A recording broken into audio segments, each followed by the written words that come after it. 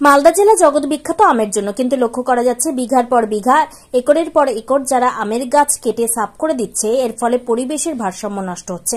গাছে দেরিতে মুকুল আসছে, পাশাপাশি গাছ কেটে ফেলার ফলে আমের ফলন কমে আসছে।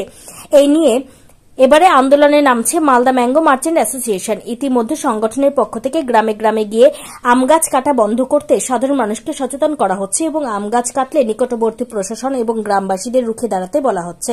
এই নিয়ে আজ অর্থাৎ বৃহস্পতিবার সকাল আনুমানিক 9টা নাগাদ শহরের NS রোড এলাকায় সাংবাদিকদের মুখোমুখি হয়ে সংগঠনের সভাপতি উজ্জ্বল সাহা জানান, মালদায় লাগাম ছাড়া আম গাছ কাটা হচ্ছে, এর ফলে ভারসাম্য নষ্ট হচ্ছে, ফলন কমে আসছে, মুকুল দেরিতে আসছে, তার পাশাপাশি অপরিপক্ক অবস্থাতে আম পাড়া হচ্ছে।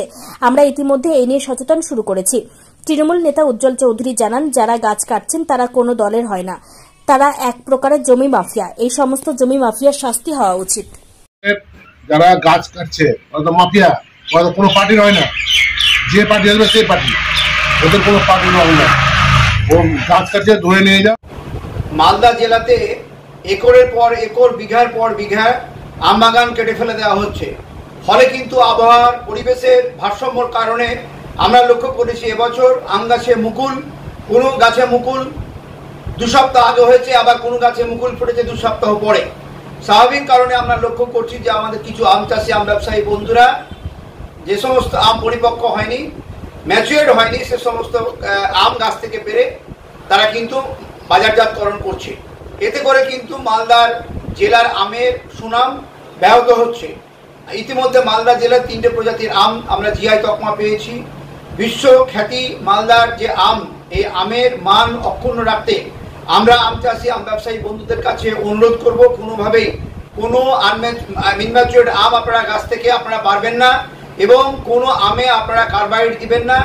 আমে কার্বাইড দিলে সে আমের গুণগত মান নষ্ট হয়। এতে করে মালদার আমের যে সুনাম, সে সুনাম নষ্ট হবে। আমরা আপনাদের কাছে আবেদন করবো, আম চাষি, আম ব্যবসায়ীদের বন্ধুদের কাছে, কোনোভাবেই কোনো আমে আপনারা কার্বাইড দিবেন না। কার্বাইড না দিয়ে ম্যাচুয়ার্ড আম গাছ থেকে পেরে আপনারা বাজারজাত করুন। এতে করে মালদা আমের নাম শ্রীবৃদ্ধি হবে, সুনাম শ্রীবৃদ্ধি হবে এবং আমরা অদূর ভবিষ্যতে মালদা জেলার আম আরও আমরা বিদেশের বাজারে এবং দেশের অন্যান্য রাজ্যে আমরা রপ্তানি করতে পারবো এবং এতে করে আমরা অর্থনৈতিকভাবে লাভবান হতে পারবো।